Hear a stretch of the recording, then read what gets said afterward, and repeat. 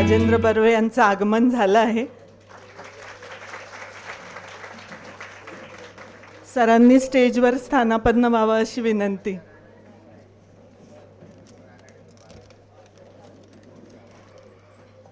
पुनश्च एकदा आपल्या सगळ्यांना नमस्कार. आजच्या कार्यक्रमासाठी उपस्थित सर्व मान्यवरांचं मी रानडे परिवारातर्फे मनपूर्वक स्वागत करते. आमचे बाबा श्री रत्नाकर रानडे, रानडे सर म्हणून ते धुळ्यात सुपरिचित, विद्यार्थी प्रिय व्यक्तिमत्व, आदर्श शिक्षक ते होते. दिनांक 13 मे रोजी त्यांचा द्वितीय स्मृतिदिन आहे. त्यानिमित्ताने एखादं छानसं व्याख्यान करावं असा राजेशचा मानस होता आणि आज डॉक्टर राजेंद्र बर्वे सरांच्या निमित्तानं तो योग जुळून आलाय. सर, आपले खूप खूप धन्यवाद. व्याख्यानाचा विषय आजचा आहे जरा वेगळा आहे. सुख म्हणजे नक्की काय असतं? खरंच सुख काय असतं? आपली कल्पना आहे की सत्य असतं? प्रत्येकाचं सुख वेगळं असतं की सारखं असतं? अशा अनेक विचार हा विषय जेव्हा ठरवला तेव्हा आपल्या मनात येतात. आणि हा विषय का निवडला याची पार्श्वभूमी राजेश त्याच्या मनोगतात विस्तृतपणे सांगणार आहेच. तर कार्यक्रमाची सुरुवात सर्वप्रथम दीपप्रज्वलनानं करूया. मी विनंती करते सरांना, राजेशला, प्रज्ञाला, आईंना आणि अश्विनला की त्यांनी स्टेजवर यावं बाबांच्या प्रतिमेला वंदन करून. आई आणि अश्विन.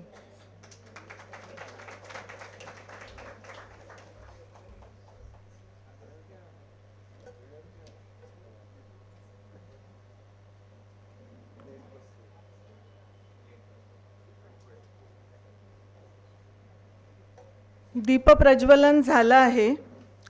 तिमिरातुनी तेजाकडे आपली सगळ्यांची वाटचाल हो अशी शुभेच्छा या निमित्तानं व्यक्त करते आणि कार्यक्रमाच्या पुढील भागाकडे वळूया.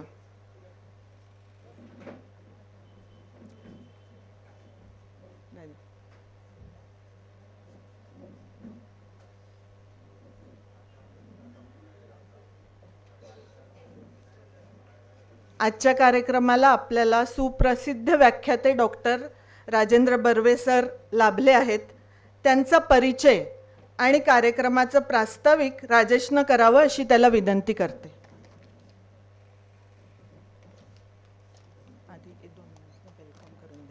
तत्पूर्वी आता हॉल भरलेला आहे तर प्रथेप्रमाणे आपण मान्यवरांचं स्वागत करूया.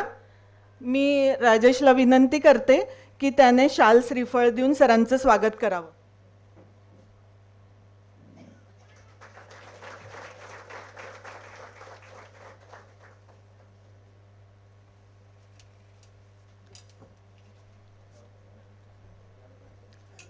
आज मॅडम पण आपल्याला इथे लाभल्या आहेत. मी मॅडमलाही विनंती करते त्यांनी पण स्टेजवर यावं. त्यांचं स्वागतही आम्ही करू इच्छितो.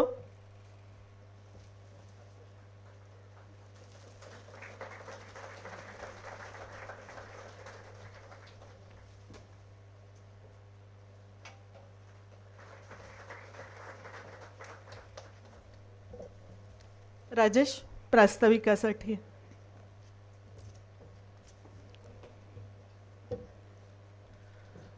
नमस्कार श्रोते हो. रानडे सरांच्या द्वितीय स्मृतिदिनानिमित्त आपण हा आज कार्यक्रम आयोजित करत आहोत. वास्तविक स्मृतिदिन असतो 13 मेला, पण सरांच्या व्यग्र कार्यक्रमांमुळे आपण आज कार्यक्रमाचं नियोजन केलेलं आहे. सगळ्यात प्रथम मी बर्वे सरांना मनापासून धन्यवाद देतो की त्यांनी या कार्यक्रमाला उपस्थित राहण्याचं आम्हाला हो म्हटलेत. त्याच्याबरोबर समोर उपस्थित असलेल्या सगळ्या श्रोत्यांचंही मनापासून स्वागत आणि धन्यवाद. डॉक्टर तुषार भट यांचाही मनापासून धन्यवाद.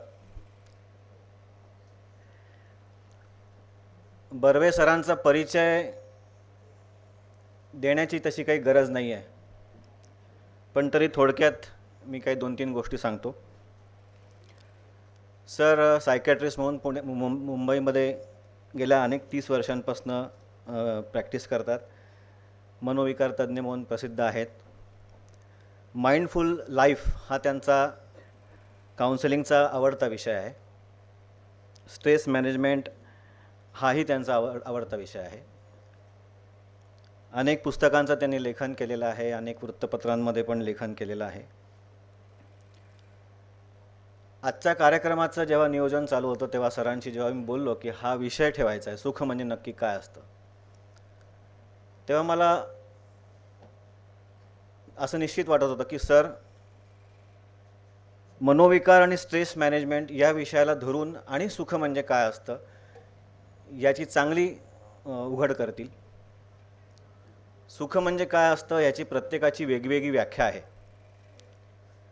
आता हा विषय निवडाची थोडीशी पार्श्वभूमी आपल्याला सांगतो. 2 वर्षापूर्वी बाबांचा ॲक्सिडेंट झाला, फ्रॅक्चर फिमरचं ऑपरेशन झालं.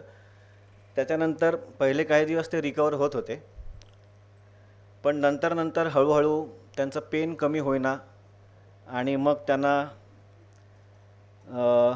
डिप्रेशन यायला लागलं. या सगळ्या गोष्टीचं ते दुःखी व्हायला लागले. मला ते नेहमी म्हणायचे की राजा, रानड्यांपैकी कोणीही 80च्या वरती गेलेलं नाही आहे, मी पण बहुतेक जाणार नाही. तेव्हा त्यांना मी खूप समजवायचो की बाबा असं काही नसतं. नंतर थोडेसे भ्रम व्हायला सुरुवात झाली आणि त्या डिल्युजन्समध्येच जुन्या त्यांच्या नाटकांच्या एकपात्रीच्या काही ओळी किंवा स्टेजवर ते भाषण करतायत असं माईक हातात घेऊन आविर्भाव करत ते बोलायचे. बऱ्याच वेळा मोठ्याने बोलायचे, बऱ्याच वेळा नुसते तोंडाची हालचाल करायचे, आवाज यायचे नाहीत. एकंदरीत सगळ्या सराउंडिंग्सपासून ते ॲब्सेंट होते.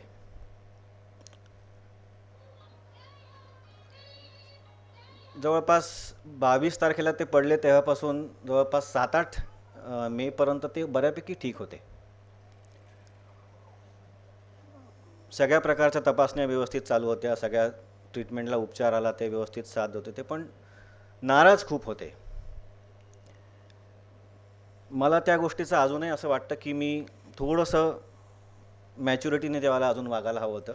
मी त्यांना तेव्हा थोडंसं रागवलो. म्हटलं बाबा, आपण सगळं चांगलं करतोय, सगळं छान होतं आहे, तुमची तब्येत छान होते, तुम्ही थोडीशी उमेद ठेवा. पण ते त्या परिस्थितीतून शेवटी बाहेर आलेच नाहीत. 13 तारखेला सकाळी सेमी कॉन्शियस अवस्थेत असताना आई त्यांना काहीतरी खायला घालत होती.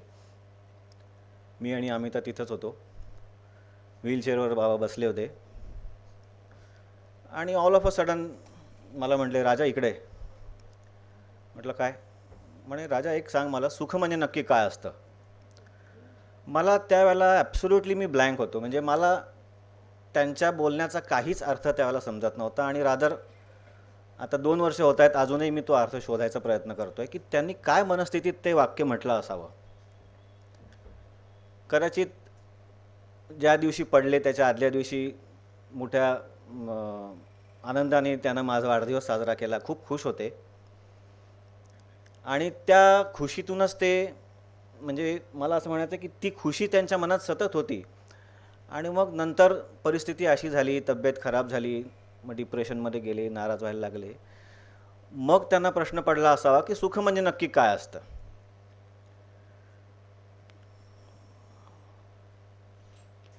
त्यावेळी त्यांची मानसिक अवस्था थोडीशी अस्वस्थ होती. त्याच्याबद्दल मी 2-3 ओळी त्यावेळेला लिहिल्या होत्या.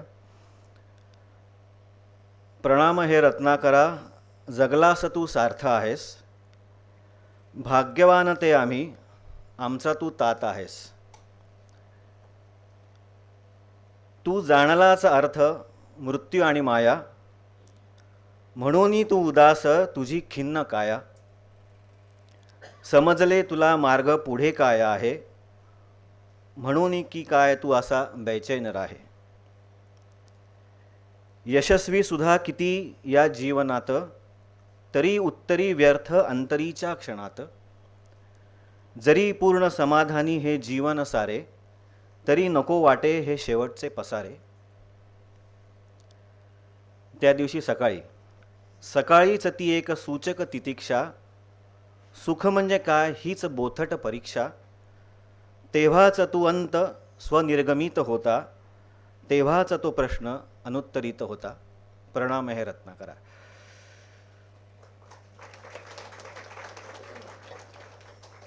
आता सुख म्हणजे नक्की काय असतं याची सगळ्या प्रकारची चर्चा सर आपल्या व्याख्यानात करतीलच. धन्यवाद.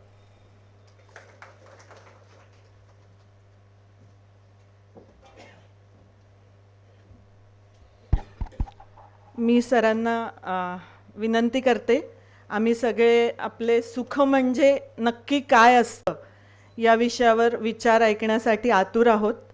तर सरांनी यावं अशी मी त्यांना विनंती करते.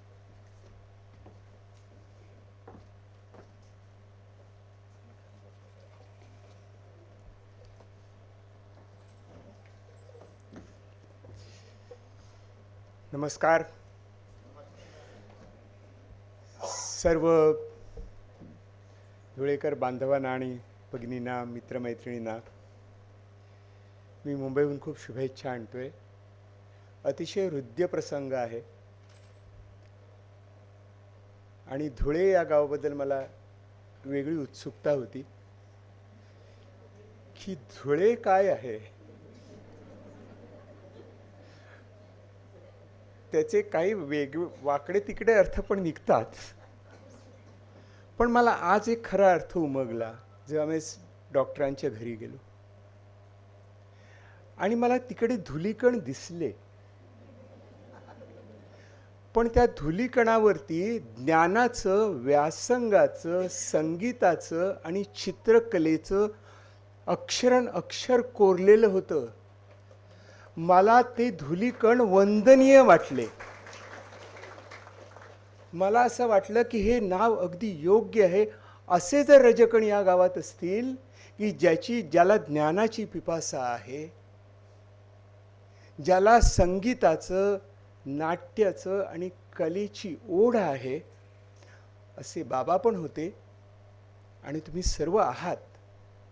त्यामुळे हे रजकण खरोखरच आदरणीय आहेत.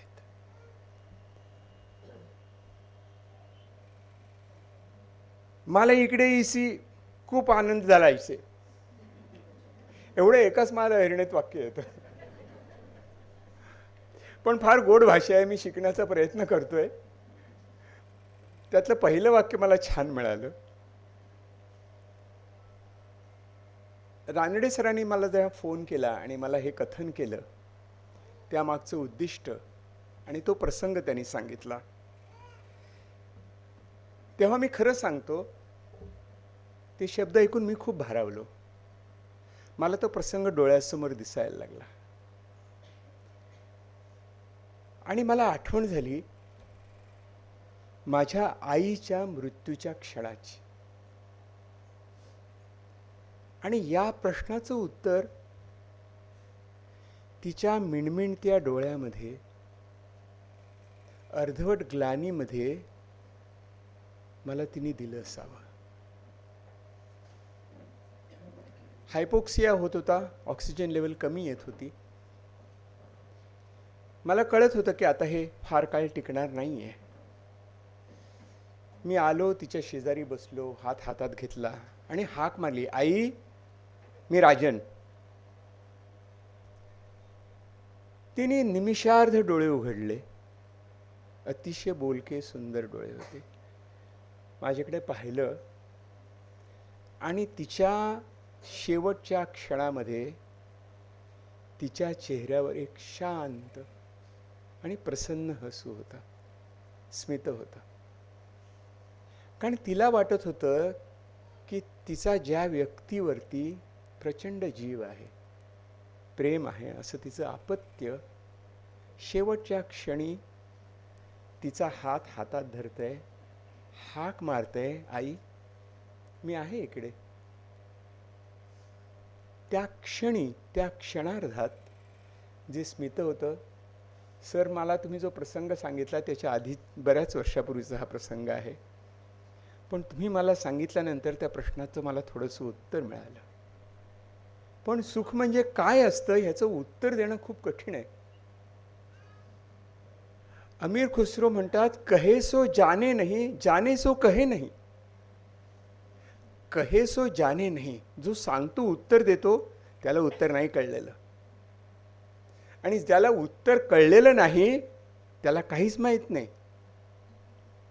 म्हणजे काय, उत्तर कसं द्यायचं?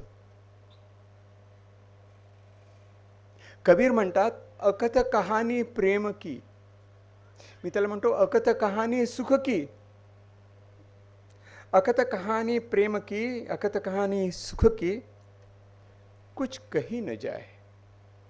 आणि अतिशय सुंदर उपमा देतात ते म्हणतात, गुंगा केरी सरकरा, खाए और मुस्काए. एखाद्या मुक्या माणसाला जर तुम्ही साखर खायला दिलीत आणि त्याला विचारलं, कशी आहे रे चव, तो काही बोलत नाही, खाए और मुस्काए. तो उत्तर देऊ शकत नाही, कारण ते इंट्युएटिव्ह आहे, आतलं आहे. आणि गंमत बघा, जे कबीर हिंदीमध्ये म्हणाले, अगदी त्याच शब्दात तुकाराम महाराज म्हणाले. ते म्हणतात, मुकियाचे परी जेवी साखर जेवी खादली. तुका म्हणे काय बोलो, आता भयलीची मौनची. सेम तेच शब्द तुकारामाने आणि कबीराने आणि सगळ्यांनी म्हटलेत. एडिसनला विचारलं, आर यू हॅपी? किती शोध लावले त्यांनी, हा दिवा दिसतोय तो त्याच्यामुळे. तर त्याने उत्तर दिलं, मला माहिती नाही, मी सारखं काम करत असतो. हेच त्याचं उत्तर होतं. मला हॅपीनेस, आनंद, फन नाही कळत, मी काम करतो, त्या कामातच मला सर्वस्व मिळतंय. इतक्या थोड्या मोठ्याने जो प्रश्न विचारला आणि ज्याला अनेकांनी उत्तरं दिली, तो प्रश्न मला विचारता, हा सर मी माझा बहुमान मानतो की तुमच्या वडिलांच्या मनातले शेवटचे शब्द, प्रश्न तुम्ही मला विचारलेत, हा माझा बहुमान आहे. मी त्याचा उत्तर देण्याचा प्रयत्न करीन, पण ते किती कठीण आहे तुम्ही सुरुवातीलाच सांगून टाकलं. पण जे प्रश्न तात्विक आहेत, तत्वज्ञानात्मक आहेत, माणसाच्या अस्तित्वाशी जोडलेले आहेत. मी कसा आहे, कोहम, मी कोण आहे, हा प्रश्न अजून कोणीही विचारलेला नव्हता. कुठच्या तरी एका माणसाने कदाचित पहाटे उठून सूर्याला नमस्कार करून विचारलं असेल, कोहम, कोण आहे रे मी, कोण आहे मी? त्याला उत्तर नव्हतं त्याच्याकडे. दुरून कुठून तरी आवाज आला असेल, तो तूच आहेस, मी तूच आहेस, तत्त्वमसी, असं उत्तर मिळालं. तत्वज्ञानात्मक चर्चा आहे, तात्विक चर्चा आहे, उहापोह आहे, याचं उत्तर मिळणं कठीण आहे. पण अमीर खुसरोच्या काळात, तुकारामांच्या काळात आणि कबीराच्या काळात एक नवीन विद्येची शाखा नव्हती, ते म्हणजे विज्ञान. वैद्यक विज्ञान त्यावेळेला नव्हतं, जेमतेम होतं.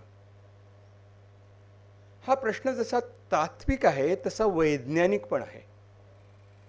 खरं म्हणजे तत्वज्ञान ही सगळ्याच विज्ञानाची जननी आहे, कारण तत्वज्ञान प्रश्न विचारते आणि विज्ञान त्याचं उत्तर देण्याचा प्रयत्न करत असतं. पण तेव्हा कदाचित हे ठाऊक नसावं. पण अनेक वर्षांनी आपल्यासारख्या अनेक डॉक्टरांनी खूप धडपड केली आणि शोधून काढण्याचा प्रयत्न केला. तो खूप खूप कठीण होता प्रयत्न,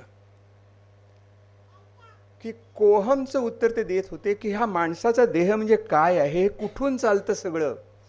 कारण तोपर्यंत फक्त वाटत होतं की ते फक्त हृदयातनं चालतं, सब दिल की धडकन है. हिंदी पिक्चरवाल्यांना हा प्रश्न पडलेला नाही अजून.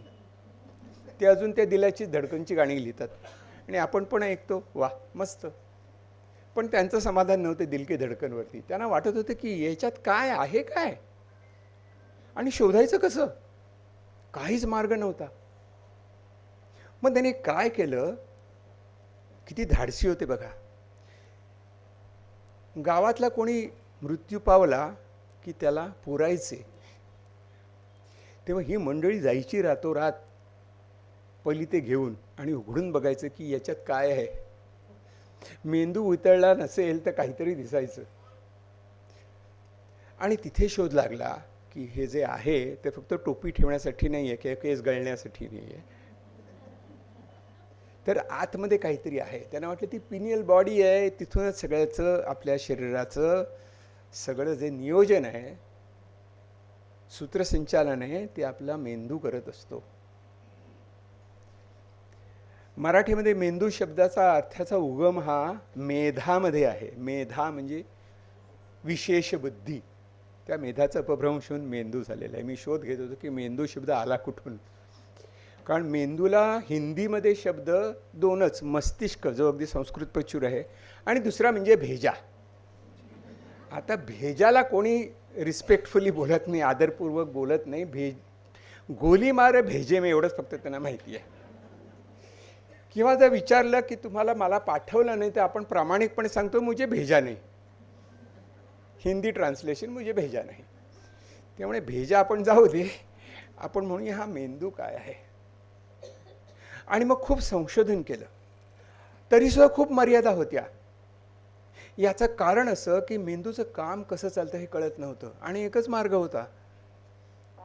मरणापूर्वी जर त्याचं काहीतरी डोकं फिरलं असेल तर ते म्हणायचे नक्की इथे कुठेतरी असलं पाहिजे बरं का, असं म्हणायचे. मग एक्सरे आला. एक्सरे फारच ग्रोस होता, त्यात काही कळायचं नाही फारसं. नंतर एक महत्त्वाची इंटरेस्टिंग घटना घडली, ती आपल्या प्रश्नाच्या दृष्टीने महत्त्वाची आहे. ती म्हणजे पहिल्या महायुद्धामध्ये अशा बुलेट्स निघाल्या की ज्या डोक्याच्या आरपार जायच्या. तोपर्यंत काय होतं, ज्या बुलेट्स यायच्या त्या आपटायच्या आणि फुटायच्या आणि सगळं नष्ट व्हायचं.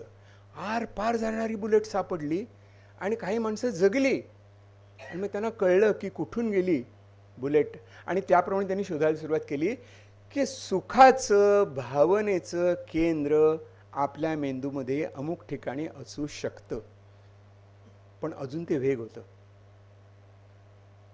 आणि मग MRI स्कॅन, CT स्कॅन, बऱ्याच नव्या गोष्टी आल्या. 20व्या शतकाची 21व्या शतकाची पहाट होत होती आणि त्यांनी खूप या गोष्टीचा अभ्यास करायला सुरुवात केली. आपल्याला नवल वाटेल, पण अमेरिकेने 90 ते 2000च्या दशकामध्ये मेंदूच्या रिसर्चवरती सगळ्यात जास्त पैसे खर्च केले न्यूक्लिअर सायन्सपेक्षा. आणि शोधून काढलं की हे काय आहे. आणि मग त्याच्यावरती पुष्कळ प्रबंध आले, संशोधन झालं. आणि मग या गोष्टीची स्पष्ट जाणीव झाली की there is something called emotional brain. मेंदूचा एक भाग असा आहे की ज्याला लिम्बिक ब्रेन म्हणतात, इमोशनल ब्रेन म्हणतात. त्याचे वेगवेगळे पार्ट्स असतात.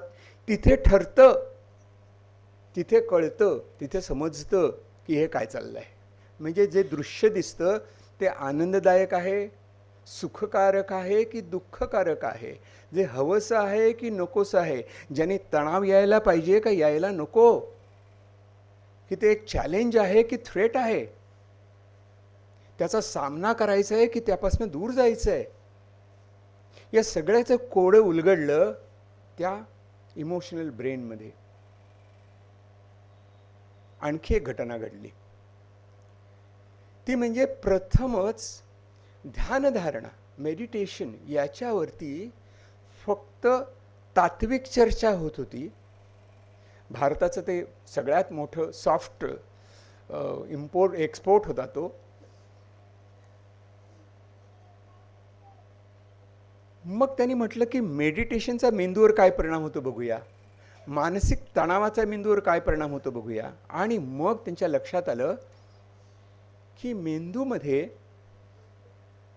एक छोटीशी जागा असते, बदामाच्या आकाराची छोटीशी, त्याला ॲमिगडॅला असं म्हणतात. मानसिक तणावाच्या वेळेला, मानसिक अस्वस्थतेच्या वेळेला, गोंधळून गेलेलं असताना मन, दुःखी झालेलं असताना मन, हा ॲमिगडॅला हायपर ॲक्टिव्ह होतो. तो इतकं काम करायला लागतो की तो आपल्या लिंबिक कॉर्टेक्स म्हणजे इमोशनल ब्रेनपासून विचार करणारा जो मेंदू आहे, प्रोफ्रॉन्टल कॉर्टेक्स, जो आपल्या कपाळाच्या बरोबर मागे असतो, तिथे इतके संदेश पाठवतो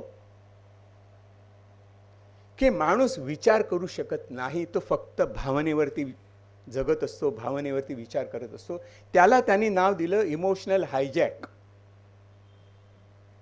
आणि खूप महत्त्वाची गोष्ट कळली की इमोशनल हायजॅक होतो त्यावेळेला माणूस आततायी होतो, दुःखी होतो, अप्रसन्न होतो आणि त्याची विचारशक्ती काम करेनाशी होते.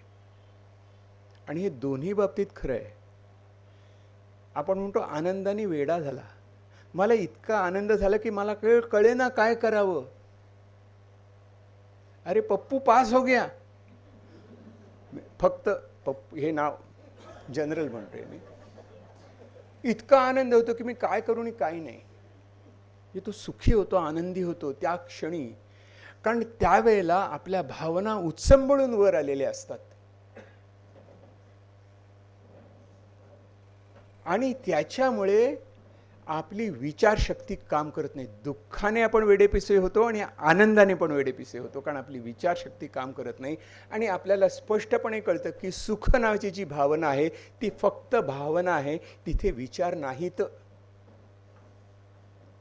खूपदा सायकॅट्रिस्ट म्हणून माझ्याकडे पेशंट येतात आणि म्हणतात, actually sir I should be very happy.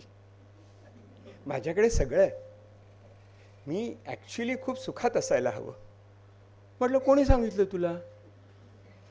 तुला दुःखात राहायचं आहे तर राहा दुःखात, मी काय करू त्याला? Actually I should be happy म्हणजे तू काय काय शास्त्रीय प्रश्न सोडवतोयस? शास्त्रीय कारणे द्या. आपल्याला 10वीत 11वीत असायचं तसं की माणसाने सुखी कसे व्हावं. 1 2 3 4 5 ISOचं सर्टिफिकेशन आले, टिक मार्क, सगळे बॉक्स टिक झाले, आता व्हा सुखी. नाही होता ऐसे.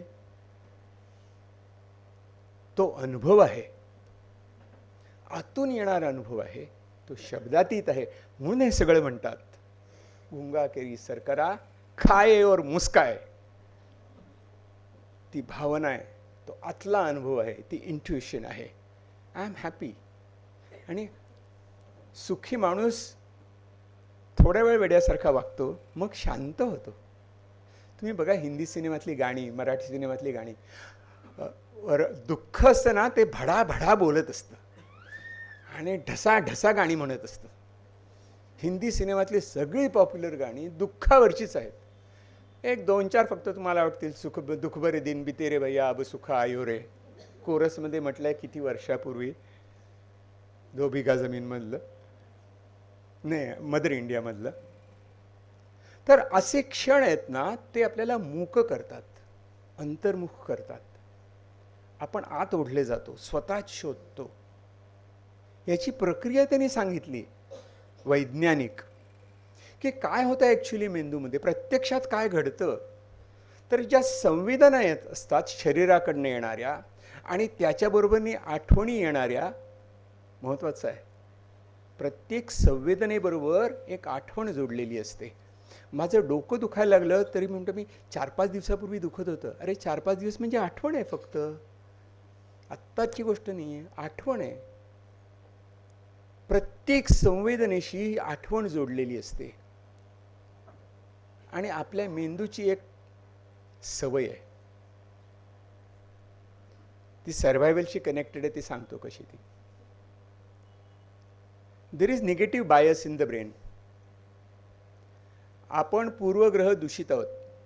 आपल्याला दुःख पटकन होतं, ते आपण उगाळत पण बसतो, लक्षात पण ठेवतो आणि काय करतो, रिव्हिजन करतो, रोज सांगतो, मुलांना सांगतो, शेजाऱ्याला सांगतो. आणि ते फक्त आपलंच असतं असं नाही, तुम्हाला माहीत नाही माझ्या आईने काय काय सहन केलं, आणि तिच्याही आईने काय काय सहन केलं.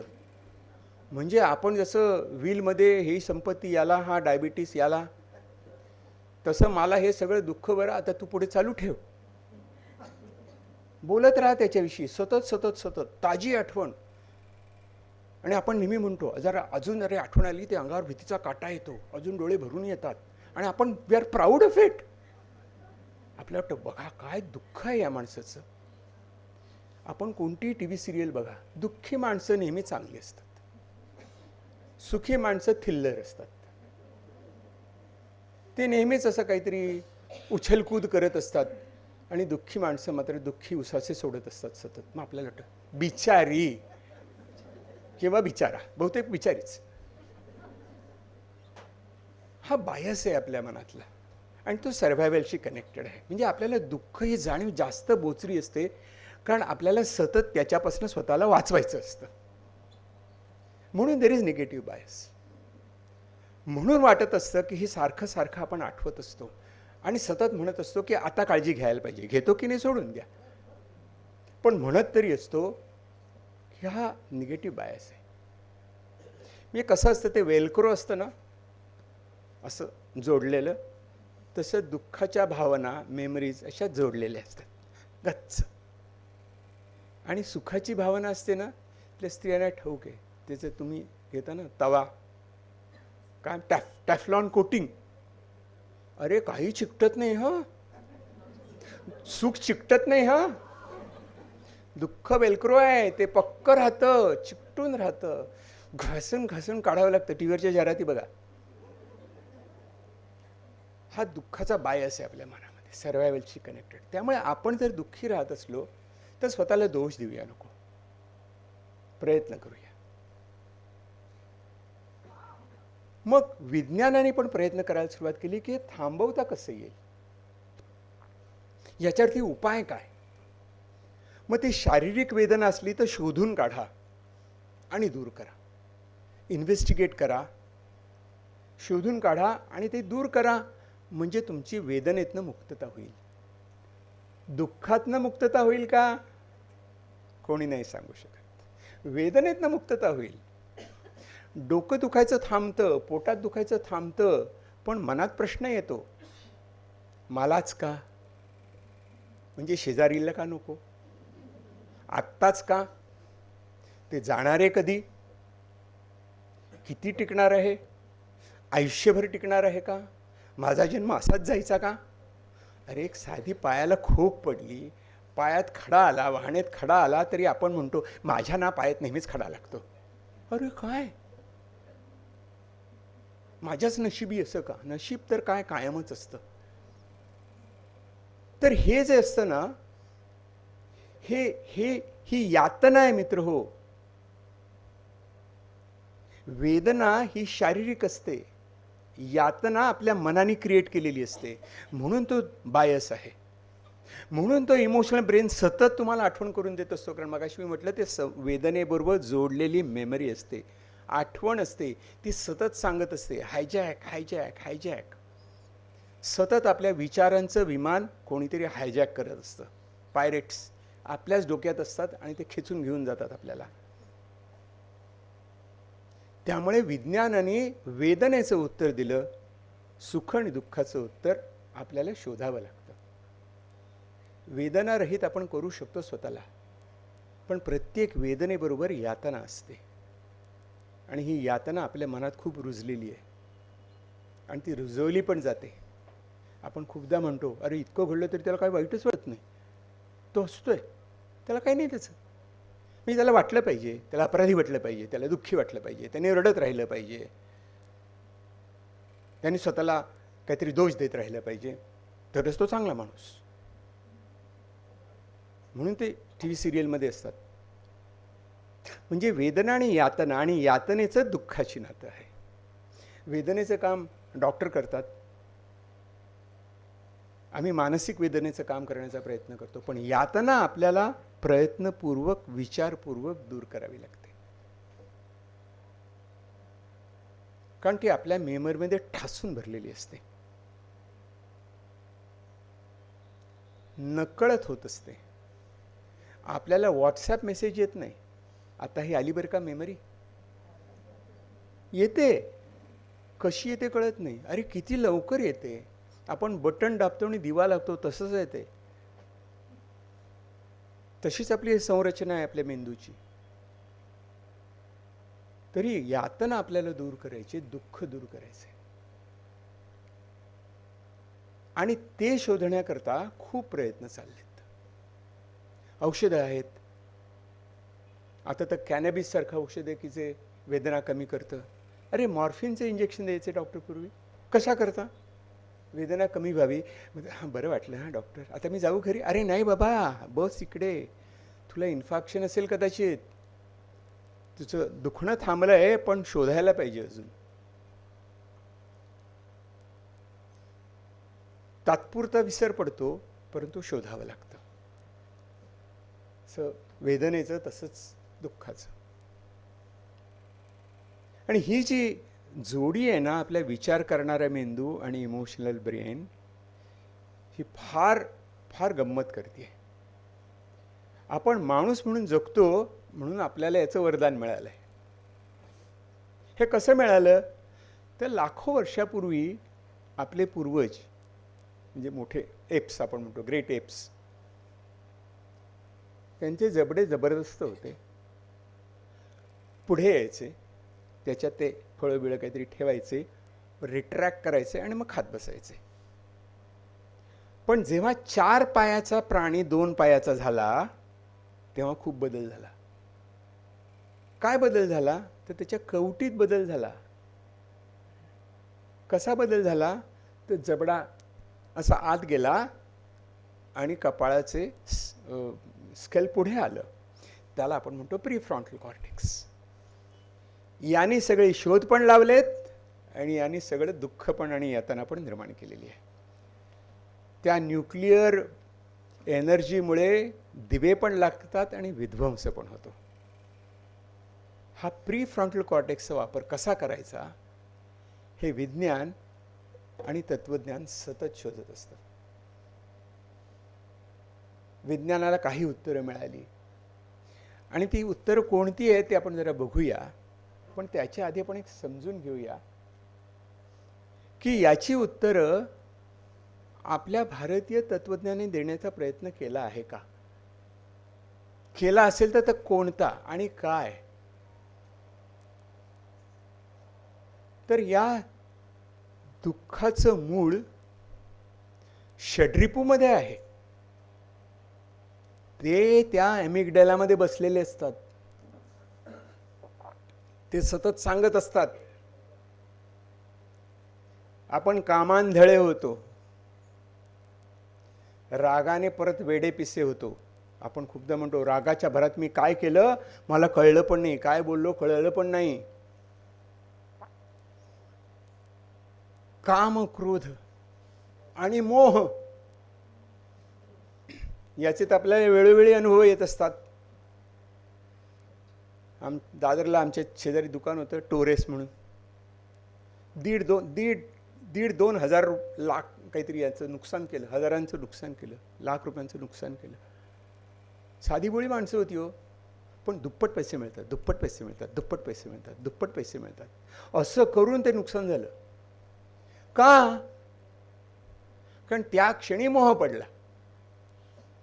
त्या क्षणी वाटलं की मला काहीही न करता दुप्पट पैसे मिळत आहेत. मोह पडला.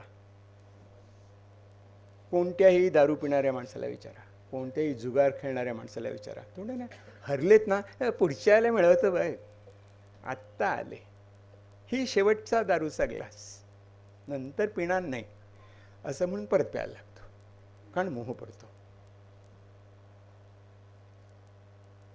हे काम, क्रोध हे आत रुतलेले आहेत. फक्त आपण त्यांना षड्रिपू संस्कृतमध्ये म्हणतो, पण ते तात्विक आहेत. मद, अहंकार, माझ्या इतका विद्वान कोणी नाही, माझ्या इतका हुशार कोणी नाही, माझ्या इतका कोणी थोर नाही, असं ज्या क्षणी माणूस म्हणतो माझ्याकडनं चुकाच होणार नाही, त्या क्षणी त्यांनी पहिली चूक केलीच असते. जेव्हा तो म्हणतो माझ्याकडनं चूक होणार नाही, हे अरे बाळा ही तुझी पहिली चूक आहे. आधी केलेलं नसेल तर ही केलीच चूक. पण मद असतो, भयंकर अहंकार असतो. आपल्याला अध्यात्मात नेहमी सांगतात की अहंकार सोडा, अहंकार सोडा. पण सांगणारे पण खूप अहंकारी असतात, असं माझा अनुभव आहे. खूपच असतो. माझ्या पाया पडा, हे घाला, ते घाला. त्यामुळे अहंकार तर कोणाला सुटला नाही. ते कबीर म्हणतात की भगवी वस्त्र घातली ना तरी ती काशीची लंगोटी असली तरी तुकाराम म्हणतात ती देऊ सोडून म्हणून. पण त्या भगव्या वस्त्रावर पण त्यांचं प्रेम असतं. कारण त्यांनी ओळख मिळत असते, मोठेपण मिळत असतं, कोणीतरी आहे मी. तो मद आहे, अहंकार आहे. अहंकार म्हणजे तरी काय? स्वतःच्या क्षमतेची चुकीची जाणीव. माझ्याकडे किती सत्ता आहे, माझ्याकडे किती पैसा आहे, माझ्याकडे किती हुशारी आहे, मी किती सुंदर दिसतो, या गोष्टीची वास्तविक जाणीव नाही, अवास्तविक जाणीव आहे, अनरिअलिस्टिक जाणीव आहे. म्हणजे मद, म्हणजे अहंकार. आणि तो सोडायचा म्हणजे काय? तर बघा ना, नेमकं बघा कितपत आहे बुद्धी, कितपत आहे समज. कारण असं जेव्हा म्हणत असतो ना, जो की माझ्याकडे खूप पैसा आहे, माझ्याकडे विद्वत्ता आहे, त्याच्या मनामध्ये एक असतं, पण त्याच्याकडे जरा जास्त आहे, मला ते मिळवलं पाहिजे.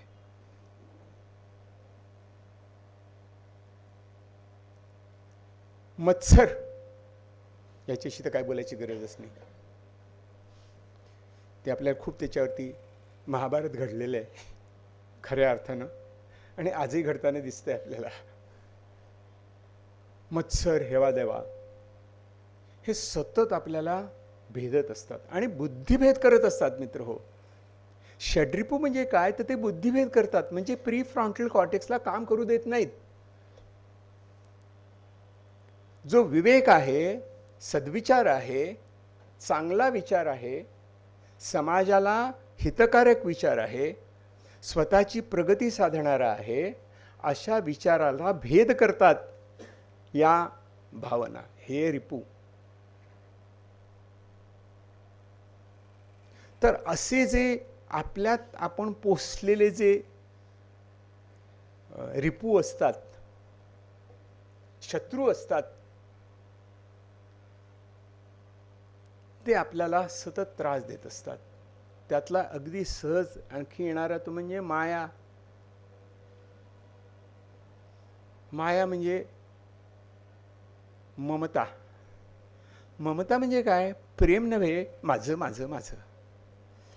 माझा आहेस ना तू, माझी आहेस ना तू, माझा मुलगा ना तू, माझी मुलगी ना तू, माझी आहेस ना, माझा आहेस ना. ती माया. माया म्हणजे आपल्याला वाटतं की हे सगळं जग हे दिसते ते माया आहे. नाही, मायेचा हा अर्थ पण आहे की हे माझं. आणि या मायेतनं निर्माण होते चिंता. खूपदा आपण विचारतो की माझ्या आईचं माझ्यावर खूप प्रेम आहे, खूप माया करते. म्हणजे काय रे? खूप चिंता करते. अरे, तुझी आई चिंता करते म्हणजे माया करते असा अर्थ होतो का? माझ्या नवऱ्याचं माझ्यावर खूप प्रेम आहे, माझ्या बायकोचं माझ्यावर खूप प्रेम आहे, खूप माया करते, मी जरा उशीर झालो तरी सारखा फोन करते. माया नाही ही खोटी आहे, हेच मिथ्या आहे. आपल्या व्यक्तीबद्दल आदर वाटतो, त्या व्यक्तीला आपण मुक्त असते ती. चिंता, काळजी वाटणे म्हणजे माया नव्हे, ती फक्त ओढ असते, शारीरिक, मानसिक, भावनिक. तर हे जे शत्रू आहेत ना, ते आपण पोचतो कुठे? आपल्या मेंदूमध्ये. त्या ॲमिगडेलाच्या शेजारी हिपोकॅम्पस नावाचा भाग असतो, तिथे ते ठेवलेलं असतं. आणि ते इतकं इलेक्ट्रॉनिक वेगाने होतो, एका क्षणार्धामध्ये काही कळायच्या आत ते आलेच तलवार घेऊन अंगावर, आणि केलंच त्यांनी आपल्या प्रीफ्रंटल कॉर्टेक्सला घायाळ. आणि सांगितलं, आता आम्ही राजे, आम्ही सांगतो तसं करायचं. आणि मग आपण त्या घोळात अडकतो. हे विज्ञानाने दिलेलं उत्तर आहे. आणि हे उत्तर काय आजचं नाही आहे, हे उत्तर खूप पूर्वी शोधण्याचा प्रयत्न केला. आणि विशेषतः या षड्रिपूंवरती. याच्याच पोटातून निर्माण झालेली भीती, मायेच्या पोटात भीती आहे, अहंकाराच्या पोटात भीती आहे, मोहाच्या पोटात भीती आहे, सगळ्याच्या पोटात भीती आहे. आणि भीती ही परत आणखीन वेगवेगळी रूपं घेऊन आपल्याला सतावत असते. भय आहे, संशय आहे, अनिश्चितता आहे, शंका आहे. आणि म्हणून आपण काय करावं सुचत नाही असं होतं. ही आपली गोष्ट नाही आहे फक्त, ही गोष्ट अर्जुनाची पण आहे ना. महाभारताची सुरुवात, भगवद्गीतेची सुरुवातच मुळे विषाद अध्यायानं सुरू होते, विषाद योगानं सुरुवात होते. आता अर्जुनाला काय माहीत नव्हतं का, सकाळी तो काहीतरी इडली सांबार खाऊन आला असेल ना तिकडे युद्धावरती, बायकोनी बरोबर पाठवलं असेल, आता खूप लढायचं आहे तुला, वय पण तुझं बरंच आहे ॲक्च्युली. पण तिकडे गेल्यानंतर रथ मधोमध्ये उभं केल्यानंतर आता मग एकदम सुचलं, हे माझे सासरे, माझे भाऊ, हे माझे मित्र, सकाळपासून माहिती होतं, किती दिवस माहिती होतं. आता काय रे, कारण तो क्षण महत्त्वाचा होता. त्या क्षणी इमोशनल हायजॅक झाला, त्या क्षणी झाला. तोपर्यंत हां हां हां हां असं होतं, कदाचित असेल मनात. युधिष्ठिरासारख्या धर्मराजाचं पण असं झालं ना, भानच गेलं, संपलं, देतो बायकोला लावून द्यूतात. सो हे क्षण येतात आणि त्या क्षणी तो सांगतो श्रीकृष्णाला की आता मी चाललो, आता मला हे झेपत नाही, मी हे करणार नाही, मला युद्ध करायचं नाही, मला काय त्यातनं काय संपत्ती नको, राज्य नको, काही नको, मला काही करायचं नाही आहे. त्या श्रीकृष्ण त्याला या परत षड्रूपूंची ओळख करून देतो आणि त्याला सांगत असतो की याचं काय इंगित आहे ना, ते एका श्लोकामध्ये इतकं सुंदर सांगितलंय की मला असं वाटतं की ते काय न्यूरोसायन्सची इंट्युइटिव्ह जाणीव होती की काय त्यांना. एका श्लोकामध्ये श्रीकृष्ण म्हणतो, आणि विनोबा भाव्यांनी इतकं सुंदर त्याचं मराठीत भाषांतर केलं आहे गीताईमध्ये. ते म्हणतात, शीतोष्ण विषय स्पर्श सुख दुःखात घालिती, करी सहन तू सारे येती जाती अनित्यते. त्यांनी सब खोल दिया, भेद खोल दिया. या क्षणी तुला जाणवतंय ना, तो आत्ता तुला जाणवतंय, आत्ता तुझ्या डोळ्यामधनं ज्या जात आहेत ना, रटायनामधनं जे संदेश जात आहेत ना, ते आत्ता जात आहेत. जोपर्यंत तुझी तिकडे नजर आहे तोपर्यंत आहेत ते, मग ते गेले का, कारण ते अनित्य आहेत. जोपर्यंत स्पर्श आहे एखाद्या ऑब्जेक्टला, सेन्सरी ऑर्गनचा, तोपर्यंत ती जाणीव आहे, तोपर्यंत ती वेदना आहे, संवेदना आहे. हात दूर केला की जातील. ते म्हणतात की शीतोष्ण विषय स्पर्श, गरम वस्तूला हात लागला की चटका लागतो, थंड वस्तूला लागला की हाताला थंड जाणवतं. सुख दुःखात घालिती, ते विषय स्पर्श असतात ना, ते क्षणिक असतात पण ढकलतात. ते तू लक्षात घे काय. आणि इतका चांगला शब्द वापरलाय त्यांनी संस्कृतमध्ये. त्यांनी म्हटलंय तान तितिक्षस्व भारत, तान तितिक्षस्व भारत. विनोबा म्हणतात, करी सहन तू सारे. तितिक्षा म्हणजे सहन करण्याची शक्ती, सहन करतं ते इनेव्हिटेबल आहे, ते अपरिहार्य आहे की गरम वस्तूला हात लागला की चटका लागणारच, ते अपरिहार्य आहे. पण तुला काही क्षण ते सहन करावं लागतं, मग जाईल ते. पण त्यावेळेला लक्षात ठेव, येती जाती अनित्यते, ते इम्परमनंट आहेत. बुद्धांनी पण म्हटलं हे अनिच्य आहे, अनित्य आहे. गीतेमध्ये फक्त एकदाच हा अनित्य शब्द आलेला आहे. तर ते अनिच्य आहे, ते अनित्य आहे हे सांगितलं. आणि मग कामक्रोधावरती पुष्कळच विवरण केलं. काम हा आणि हा क्रोध घडीला जो रजोगुणी, आणखीन त्यांनी एलिमेंट आणलं, कोणाला जास्त कामक्रोध त्रास देतो? जो रजोगुणी आहे तो, जो क्रियाशील आहे. जो आळशी आहे त्याला काही फरकच नाही पडत. जो तामसिक आहे त्याला त्याची पर्वाच नसते. पण जो रजोगुणी आहे तो कनेक्टेड आहे.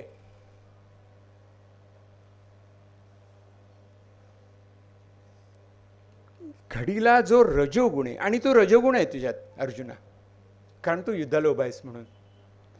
आणि ते काय म्हणतात, मोठा खादाड पापिष्ठ, मोठा खादाड येतो, समाधान होत नाही. समाधान होत नाही, या षट्रिपूंचं समाधान होत नाही, पुरेसं पडत नाही. कोणत्याही गोष्टीचा मोह संपत नाही, माया संपत नाही. ते खादिष्ट पापिष्ट खादाड आहेत ते. आणि ते तुझ्या स्वभावात अडकलेत आता, कारण आपण सगळे रजोगुणी आहोत मुळात. आपण वाटचाल करतो आणखीन काही करण्याची. कामक्रोध तसा लोभ आत्मनाशास कारण, तीनही नरकद्वारे टाळावीची म्हणून या. ते नरक याचा अर्थ स्वर्ग नरक न घेता, आपण नरक म्हणजे आपल्याच आयुष्याचं आपण लावलेली वाट. नरकात कशाला जायला पाहिजे? इथेच आपण नरक तयार करतो. एक सामुराईची गोष्ट आहे. सामुराई आपल्यासारखाच असतो, एक शोधणारा. तो एका झेन गुरुकडे जातो आणि म्हणतो, मी निष्णात आहे, तलवारपटू आहे, पण मी त्या अर्जुनासारखं झालंय माझं, तर मी काय करू? तर ते म्हणाले, माझ्या आश्रमात येऊन राहा. आश्रमात येऊन राहतो तो, पण त्याला कोणी काही शिकवत नाही. ते गुरु त्याच्याकडे काही बघत नाही, ते त्याचं आपलं काम करत असतात. हा याला म्हणतात, हा बघ आहे. तो कंटाळतो, म्हणतो काय ही फसवेगिरी आहे. मला सांगितलं इकडे या, मी तुला शिकवीन, काय शिकवत नाही कोणी. म्हणून तो गुरूंकडे जातो आणि म्हणतो, तुम्ही खोटारडे आहात, फसवलत, मला काही शिकू दिलं नाहीत, मी आता जातो. जाण्यापूर्वी एक प्रश्न विचारू का? तर प्रथमच ते गुरु त्याच्या नजरेला नजर देतात आणि म्हणतात, विचार ना प्रश्न.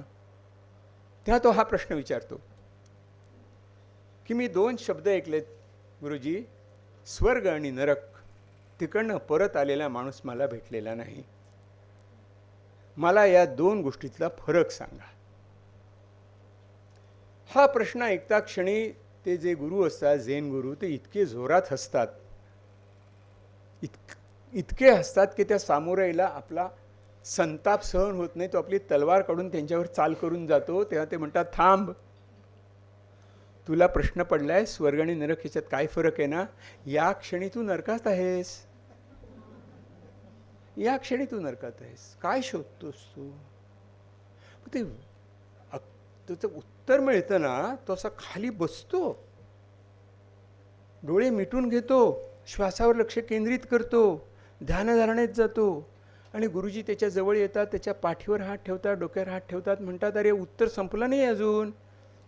मगाशी तू नरकात होतास ना, आता मात्र तू स्वर्गात आहेस. ते कामक्रोधाने निर्माण केलेला तो नरक आहे. ती 3 असतील, 4 असतील, 100 असतील, तर ते उडून देतात. आणि ते त्या आपल्या ॲमिग्डाला आणि हिपोकॅम्पसमध्ये ते सापडले. सगळी केमिकल रचना त्यांनी शोधली.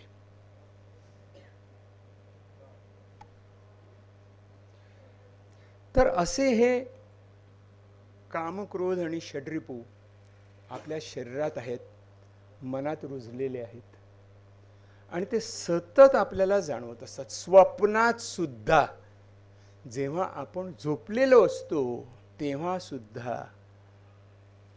हे आपल्याला त्रास देत असतात.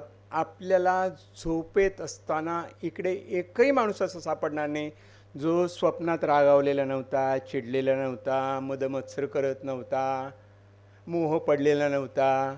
असा एकही माणूस मिळणार नाही आपल्याला पृथ्वीवरती, कारण ते सतत जागे असतात. आपण सतत प्रोसेस करत असतो ते की अरे हे काय, हे काय, त्यातनं स्वप्न निर्माण होतात.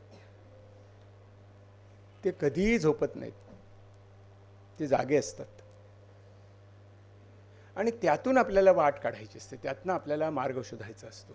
कारण हे षड्रिपू जे आहेत ना ते त्या फॉर्ममध्ये खराब आहेत. हो काम भावना नसती, जर प्रेमाची भावना नसती, शारीरिक आसक्ती नसती, ओढ नसती, तर इथे कोणी बसलं नसतो. आपला जन्म त्याच्यातनं झालाय. We can't forget that. म्हणूनच आपले आई वडील जवळ आले आणि आपला जन्म झाला. ते खोटं नाही आहे, त्याचा अतिरेक खोटा आहे. हे प्रत्येक बाबतीत खरं आहे ना. मोह आहे म्हणून आपण काहीतरी महत्वाकांक्षा बाळगतो, अहंकार आहे म्हणून आपल्याला कॉन्फिडन्स जाणवतो, क्रोध आहे म्हणून स्वतःचं संरक्षण करतो. प्रत्येक भावनेचं जे आपण आता नकारात्मक म्हणतोय त्या सगळ्या सकारात्मक पण आहेत. ते आपल्याला सतत पुढे नेत असतात, सतत काहीतरी शोधायला लावत असतात. त्यांचं स्वरूप आपल्याला कळलं पाहिजे. भावना वाईट नाही आहेत, त्यांचा अतिरेक वाईट आहे. आणि आपल्या मनामध्ये मी सांगितलं त्याप्रमाणे तो निगेटिव्ह बायस आहे, सर्वायवलचा बायस आहे. त्यामुळे आपण त्याला पक्क धरून ठेवलेलं असतं. पोटात भीती असते. त्यामुळे या सगळ्या ज्यांना आपण षड्रिपू म्हणतो, आत्माची आपुला बंधू आत्माची रिपू आपला, उद्धरावा स्वय आत्मा खचू देऊ नये कधी, असं जे म्हणतात तेव्हा ते स्पष्ट म्हणतं श्रीकृष्ण, आत्माची आपुला बंधू आत्माची रिपू आपला. हे भावनाच तुझे मित्र आहेत, हेच तुझे बांधव आहेत, हेच तुला पुढे नेणार आहेत. यानेच तुला आत्मविश्वास वाटणार, यानेच तू सत्याची वाटचाल करणार आहेस, यानेच तू महत्वाकांक्षा बाळगणार आहेस की मी सत्याचा विजय करून देईन. यामुळेच तुझे पुत्रपौत्र पुढे येतील. म्हणजे त्या 2 ओळीमध्ये त्यांनी सगळं सांगितलं की आत्माची आपला बंधू आत्माची रिपू. आत्मा म्हणजे काय, तो हे भावना. आणि या भावनांचा उलगडा होत नव्हता हो इतकी वर्ष. त्या कुठे बसलेल्या असतात नेमक्या ते कळत नव्हतं. आत्ता कळल्यात. आणि मग आपण म्हणतो, जर तरुण माणसं कळले म्हणतील डोपामिन पाहिजे, डोपामिन. मग त्या काही डोपामिन काय माहिती आहे, ते कुठेतरी गुगलवरती वाचतात डोपामिन. माझ्याकडे तरुण माणसं 18-19 वर्षाची येऊन म्हणतात, सर काही प्रॉब्लेम, माझा डोपामिनचा प्रॉब्लेम आहे. अरे डोपामिनचा प्रॉब्लेम नाही, तू डोपामिनला बळी पडतोस हा तुझा प्रॉब्लेम आहे. डोपामिनला कशाला नावं ठेवतो. मला डोपामिन नाहीसं. अरे नाहीसं कसं करायचं आहे, कसं नाहीसं होईल. तू ते मुळी त्या कारंज उडवायला कारणीभूत आहेस. डोपामिन म्हणून तर काही सायंटिफिक होत नाही. त्याला फक्त एक तू नवीन नाव दिलंस, डोपामिन म्हणून, सेरोटोनिन म्हणून. सगळे येतात, डॉक्टर भट सांगतील, तुषार सांगेल आपल्याला, सायंटिफिक नावं घेऊन सांगतात माझा सेरोटोनिनचा प्रॉब्लेम आहे. अरे वा, कुठे वाचलं? गुगलमध्ये. म्हटलं मला बा मी गीता वाचतो, मी काही गुगल नाही. गुगल काय माहीत नाही, कमर्शियल आहे. पण गुगल गुरु, म्हटलं गुगलला विचार, प्रश्नाचं उत्तर तो देईल. माझ्याकडे कशाला येतो? जातो आणि गुगललाच विचार. गुगलकडे केमिस्ट शॉप पण आहे, औषधं पण तूच घे. मग काय करायचं त्या डोपामिनचं, सेरोटोनिनचं? म्हणजे सेरोटोनिनचं इंजेक्शन घेऊ का? काय यार, क्या बात करते लोक. सेरोटोनिनचं इंजेक्शन घेऊ का? कोणता पदार्थ खाल्ल्यामुळे सेरोटोनिन वाढतं? म्हटलं अरे बाबा 5% फक्त मेंदूत आहे, बाकी सगळं सेरोटोनिन शरीरातच आहे. काय बोलतोस तू? पण अशी स्युडो सायंटिफिक झालं आहे. सेरोटोनिन, डोपामिन नावं घ्यायची, आपल्याला वाटतं की आपण खूपच सायंटिफिक बोलतो. असं काही नाही आहे. आपल्याला स्वतःची जाणीव व्हायला पाहिजे. अमेरिकेत पुस्तक आहे डोपामिन नेशन म्हणून. Dopamine nation. आपण बघतो ना रील्स, टक टक टक टक, प्रत्येक क्षणी डोपामिन येत आहे.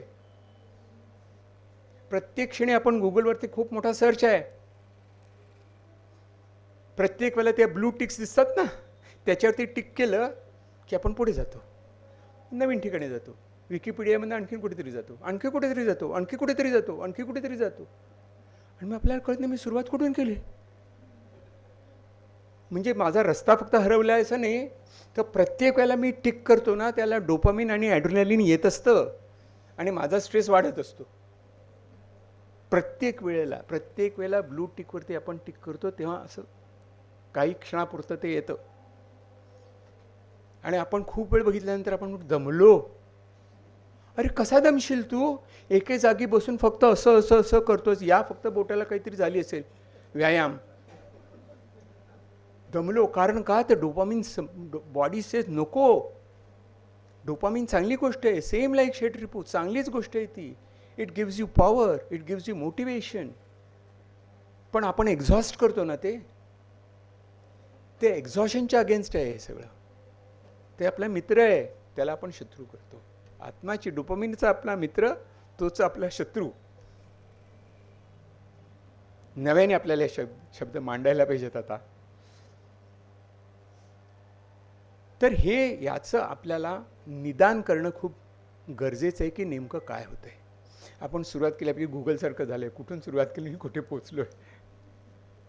पण आपला प्रश्न आहे सुख आणि दुःख याचाच ना, येती जाती, अनित्यते येती जाती. तर आपल्याला ते टिकवायचं असेल ना, तर त्याला खूप चांगले महत्त्वाची गोष्ट आहे. तरुण लोकांना मी सांगतो, म्हटलं तुझ्या मैत्रिणी किती आहेत? पुष्कळ आहेत. विशेष कोण रे? नाही आमची आता एंगेजमेंट व्हायची. मग बाकीच्यांचं काय झालं? नाही टाईमपास. हां, म्हणजे तू व्हॅल्यू कशाला देतोस? एंगेजमेंटला देतोस. त्याच्यात तू युक्त आहेस, तिच्यात तू गुंतलेला आहेस. तेच एडिसन म्हणाला ना, सुख म्हणजे मला माहिती नाही, मी कामात गुंतलेलो असतो, माझी गुंतवणूक महत्त्वाची, मी त्याच्यात एंगेज्ड आहे,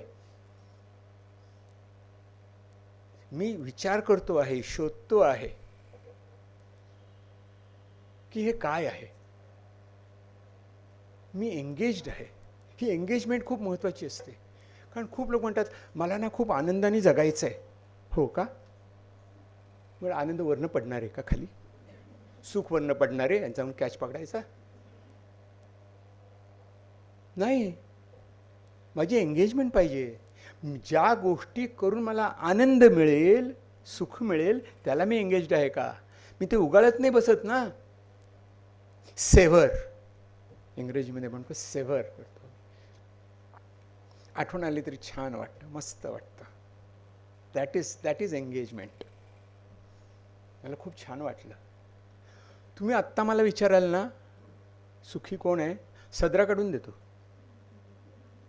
या क्षणी मी आनंदात आहे. कारण एकच, I am engaged with you. मला तुम्ही सगळे दिसताय ना, तुमचे चेहरे दिसत आहेत. I am trying to make difference. काहीतरी एक सूक्ष्म हालचाल व्हावी तुमच्या विचारात म्हणून मी प्रयत्न करतो. I am engaged in that. आणि ते सगळं, हे सगळं विचार केलेलं नाही, ते आतून येतं आहे, कॉन्टेम्प्लेशन आहे ते. त्याच्यावरती पण गीतेने असं म्हटलंय, अयुक्तास नसे बुद्धी त्यामुळे भावना नसे. नीट समजून घ्यायला पाहिजे, म्हणजे आपल्याला एंगेजमेंटचा अर्थ कळेल. अयुक्तास नसे बुद्धी त्यामुळे भावना नसे, म्हणून न मिळे शांती, शांती विण सुख कैसे. Right now I'm happy, I'm engaged, but now I'm not under stress. I'm engaged and I'm enjoying it. कारण मी माझ्याशी जोडला गेलेलो आहे. तुमच्याशी जोडल्यापूर्वी मी स्वतःशी जोडला गेलो ना. मी युक्त आहे. आयुक्त नाही, ते महापालिकेचे वगैरे असतात. युक्त आणि अयुक्त. युक्त म्हणजे माझ्यात गुंतलेला. आणि ते काय म्हणतो श्रीकृष्ण, अयुक्तासा नसे बुद्धी. त्याचं डोकं चालत नाही, कारण तो स्वतःशी एंगेजच नसतो. तो कुठेतरी हे काय, ते काय, ते काय, ते काय, हे रील नंतर काय, त्या रील नंतर काय, त्या रील नंतर काय, त्या रील नंतर काय. अयुक्त आहे. अयुक्तास नसे बुद्धी. आणि पुढे म्हणतो त्यामुळे भावना नसे. म्हणजे भावना म्हणजे आपल्याला वाटते ती भावना नाही. भावना याचा अर्थ इथे कॉन्टेम्प्लेशन असा होतो, इंट्रोस्पेक्शन असा अर्थ होतो. मी माइंडफुलनेसचा एक टीचर आहे. शिकवतो मी, ते माझं सगळ्यात सुंदर कर्म आहे असं मला वाटतं. श्रीलंकेत मी पुष्कळ दिवस काढलेत. तिथे मला सवय झाली होती की भावना भावना भावना. सिंहली भाषेत भावना म्हणजे मेडिटेशन. आणि मेडिटेशन म्हणजे काय? ते एंगेजिंग विथ वनसेल्फ. ते जमत नाही ना, कारण पण अयुक्त नसतो. पण नसे भावना, त्याला भावना नसते. मी बसलो ना सर, तुम्ही सांगितलं ते सगळं बरोबर आहे ना. असं बसायचं, श्वासावर लक्ष ठेवायचं, मग शांत राहायचं. मग काय विचार येतो तो डोक्यामध्ये? बसलो की वाटतं उठावं. अरे ते काम करायचं राहिलं, हा फोन करायला पाहिजे होता, ते कुकर लावला असताना एकदा तर बरं झालं, तर कटकट गेली असते. जेव्हा पायाला किती खाज येते, एकदा डॉक्टरला दाखवायला पाहिजे. काय so scattered, so scattered, why you have to run after that? नाही, ते एकदा विचार थांबले ना की सगळं सगळं ठीक होईल. विचार थांबवायचं कसं सांगा? हे थांबवू कसं सांगा? म्हटलं हे बघा असं आहे, झाडाला मिठी मार, आरडाओरडा करत सुट. झाड मला सोडत नाही, झाड मला सोडत नाही, झाड मला सोडत. अरे झाड कसं सोडेल तुला? झाड नाही सोडणार, कारण त्यांनी धरलेलंच नाहीये. तूच पकडलायस आणि तूच रडतोयस, मला झाड सोडत नाहीस. तूच पकडलायस तो विचार, हा कसा घालवू, हा कसा घालवू, हा कसा घालवू. चालू ते रील आहे, हा कसा घालवू, हा विचार नको, हा विचार पाहिजे, असं केलं पाहिजे, तसं केलं पाहिजे, हे काय होतंय, ते काय होतंय. सगळे पकडलेले आहेत. We are engage with wrong things. आपण एंगेज असतो पण रॉंग थिंग्स. म्हणून तो म्हणतो अयुक्तास त्यामुळे भावना नसे. तो मेडिटेट, कॉन्टेम्प्लेटिव्ह नाही आहे तो. मेडिटेशन सोडून द्या, कॉन्टेम्प्लेटिव्ह. सगळी ईस्टर्न फिलॉसॉफी, भारतीय, हिंदू, बुद्धिस्ट, ताओ, झेन, ऑल कॉन्टेम्प्लेटिव्ह सायन्स आहे.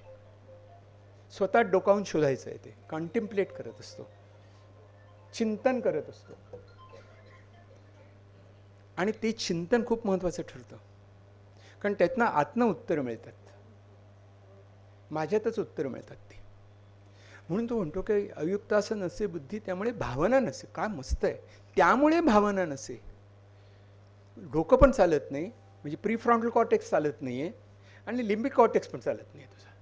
म्हणजे तो भलते संदेश सोडत सुटलेला आहे.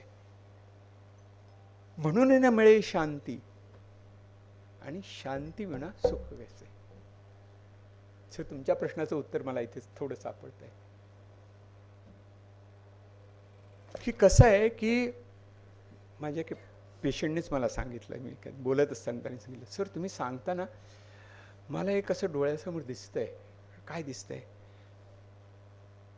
ते म्हणाले असं फूल हलत असलं ना तर त्याच्यावर फुलपाखरू नाही बसत.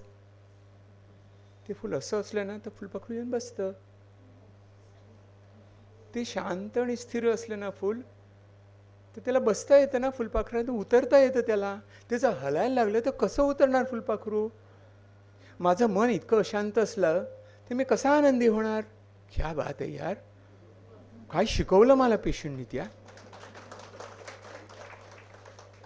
चकित आयला, मला म्हटलं सुचलं नव्हतं, गुरु आहेस तो. दॅट इज व्हॉट अशांत. ते शांत, आणि त्याचं स्वरूप शांत असतं. कारण येणारं उद्भवणाऱ्या भावना, विचार, आठवणी अनित्य असतात. ते येतात जातात. आपण समुद्राकाठी बसून पाहत असतो, लाट येते. मी लोकांना विचारतो, लाट आली तर काय करता तुम्ही? ढकलतोस का पाण्यात तू लाट परत? नाही, ती आपोआप जाते परत. तशीच गोष्ट ही, ती येते आणि जाते. भावना, विचार, आठवणी येतात आणि जातात. अनित्य ते येतात आणि जातात, वाहत. बालकवींच्या कवितेमध्ये म्हटलेलं आहे का,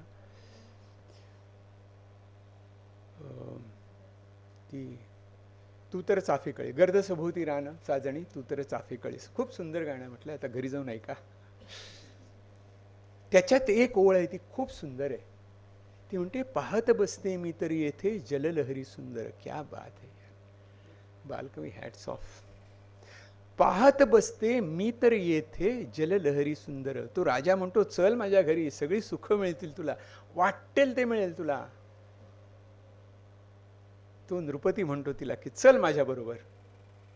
तेव्हा ती म्हणते की नको, मला काय करायचंय, मी इथे बसलेली आहे आणि या जललहरी येतात त्या मला सुंदर दिसतात, त्या मला सुंदर दिसतात, त्या मला फक्त येतात जातात नाही तर त्या मला सुंदर दिसतात. मला त्याच्यातच कळतंय की या जललहरी येत आहेत जात आहेत ना, त्या खूप सुंदर आहेत आणि त्या सुंदरतेतच मी हरवलेली आहे. मला काय करायचं दुसरं. पाहत बसते मी तर येथे जललहरी सुंदर. इतकं सहज उद्गार आहेत ते आणि ते शांत आहेत. ती अस्वस्थ नाही झालेली, ती अशांत नाही. तिने सगळ्या आपल्या षड्री पुन्हा शांत केले. पाहत बसते मी तरी येथे म्हणजे शांत केलेलं आहे मी त्यांना. जललहरी सुंदर, ती स्थिरता, तो शांतपणा आणि त्या शांत फुलावरती सुखाचं फुलपाखरू येऊन बसतं. आपण शोधत असतो सुख, आपल्याला शोधायची असते शांत मन.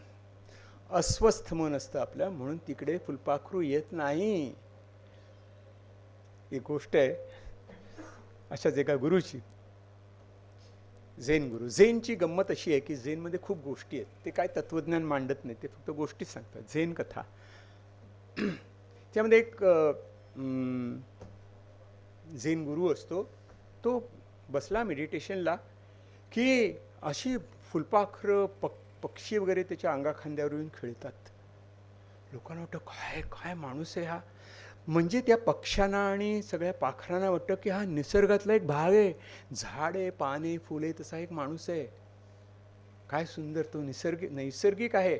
मग ते जाऊन सांगतात त्याला की बघा गुरुजी काय फॅन्टॅस्टिक, आम्हाला शिकवा आता हे. कशी काय येतात फुलपाखरं, कसे काय त्यात पक्षी तुमच्या अंगाखांद्यावर येऊन खेळतात. तू म्हणतो अरे वा क्या बात आहे, मला नव्हतं माहीत. मग ते म्हणाले की आम्हाला शिकवा. तो म्हणाले बघा शिकवतो, चला बसा. सगळे बसतात मेडिटेशनला. त्या दिवशी फुलपाखरं येतच नाहीत, पक्षी येतच नाहीत. हा बसलाय, घामाघूम झालं. शेवटी म्हणाला नाही आहे काय, मला कळत नाही, आले का फुलपाखरं, आले का पक्षी.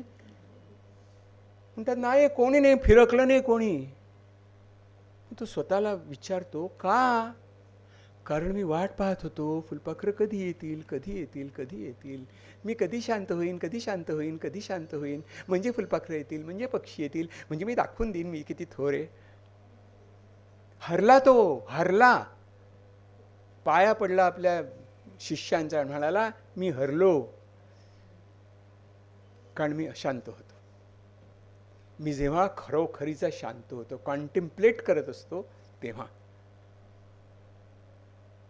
आणि ती जाणीव आपल्याला करणं खूप महत्त्वाचं असतं. आणि दॅट जाणीव, ती जाणीव जिवंत जाणीव, सजीव जाणीव असते ती. मला ती जाणीव आहे हे पण मला कळत असतं.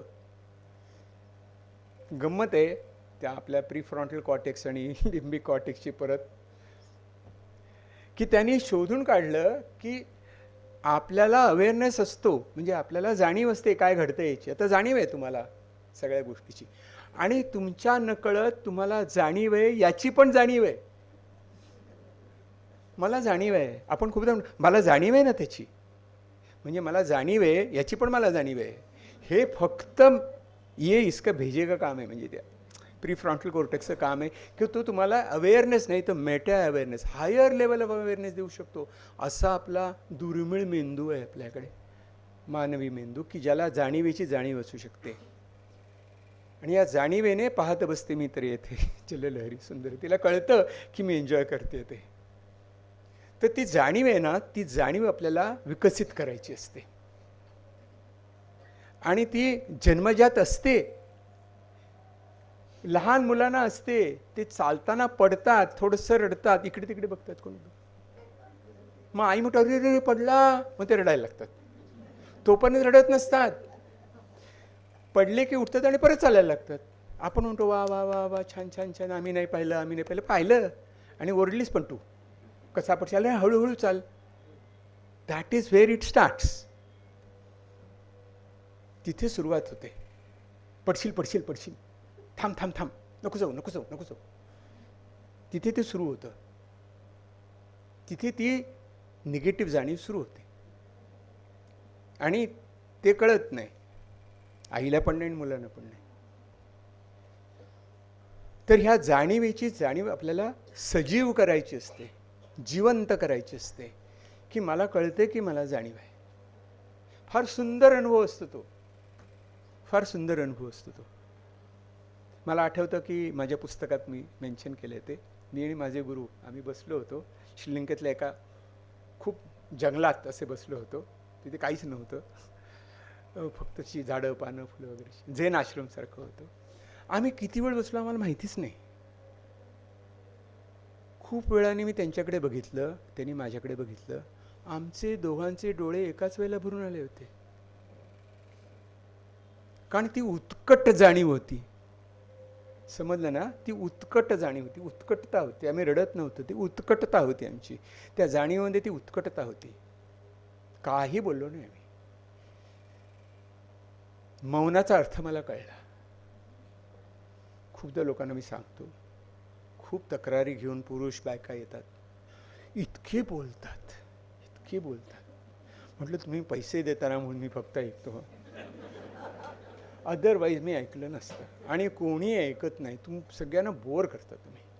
मग मी काय करू? म्हटलं कमी बोला ना, कशाला बोलता इतके? म्हटलं मी साधी अगदी सोपं करून सांगतो तुम्हाला. पूर्वी आपण पत्र लिहायचं, म्हणजे एकेकाळी आपण पत्र लिहित होतो, कोण एकेकाळी. तेव्हा आपल्याला खूप मजकूर लिहायचं असलं तर आपण एनव्हलप मिळायचं, 25 पैसे 50 पैशाला वगैरे पडायचे. पाकिट, पोस्टातलं पाकिट किंवा त्याची स्टॅम्प लावून पाठवून द्यायचं ते. म्हणजे त्यात भरपूर लिहिता यायचं. मग इनलँड लेटर, त्याचा मजकूर कमी होता. मग पोस्ट कार्ड. म्हटलं तुला पाकिट लिहायचं असेल ना तर पोस्ट कार्ड लिही, थोडक्यात सांग. जुना पुराणा इतिहास सांगू नकोस. केव्हापासून हे सुरू आहे? आज नाही, केव्हापासून सांगतोय मी, सांगते मी. चालू चालू चालू. आपल्याला वाटतं मुलं ऐकतात. मुलांनी स्विच ऑफ केलेलं असतं. ते म्हणतात चालू आहे. 45 मिनटं चालणार. आई शिक्षक असली तर, वडील शिक्षक असले तर नक्की 45 मिनटं. टेप लावली आहे, टेप लावली. तर तो आहे ना, तो तेव्हा आपण शांतपणे आपण करू शकत असतो, शांत राहू शकत असतो. 2 वाक्य बोलली तरी पुरे असतात. माझ्या एका मैत्रिणीने मला सांगितलं, अतिशय कठीण प्रसंगातनं ती जात होती. तिने वडिलांना फक्त कळवलं ना, मी खूप त्रासात आहे हो. वडिलांनी पत्र लिहिलं. ती परदेशात होती. पत्रात फक्त 2 ओळी होत्या. असे प्रसंग कोणावरही येऊ शकतात, तू ये ना घरी. संपलं उत्तर प्रश्न. पत्र संपलं तिकडे. ती मुलगी पुढच्या क्षणी येऊन हजर झाली. 2 ओळी. त्यांनी जर मोठं एनव्हलप लिहिलं असतं ना, तर म्हणजे काय बोर करतात वडील, त्यांना समजतच नाही मला काय वाटतंय ते. एका वाक्याने. ते मौन आहे. आणि हे मौन असतं तेव्हा आपण आतून जागृत झालेलो असतो. विपश्यनेच्या वेळेला जाणवतं आपण किती बोलतो, किती बोलतो. मी पण किती बोलतोय.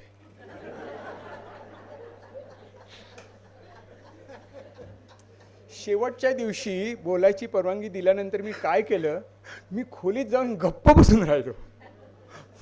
नको.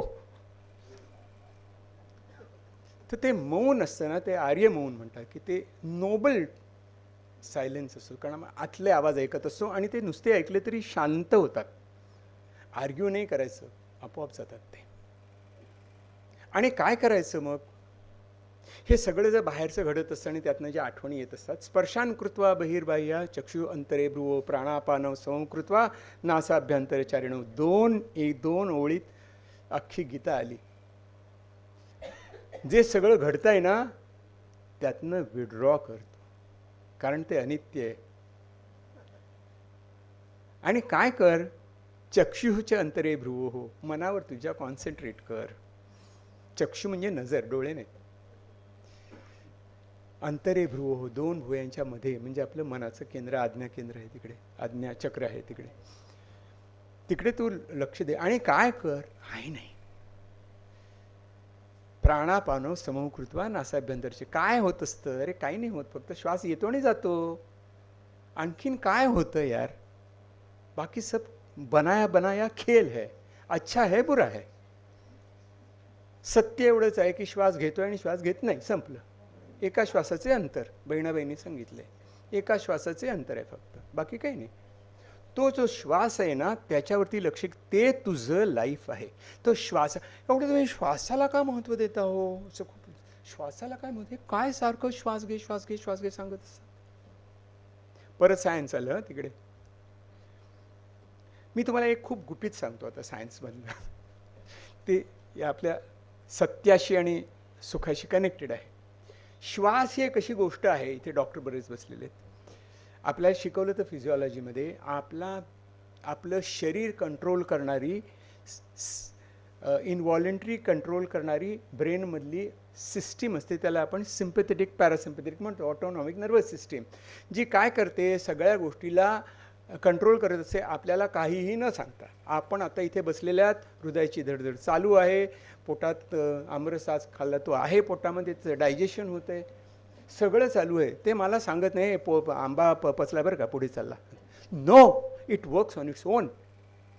मात्र निसर्गाने एक अशी खुबी ठेवलेली आहे की जी गोष्ट ऐच्छिक पण आहे आणि अनैच्छिक पण आहे, तो म्हणजे श्वास.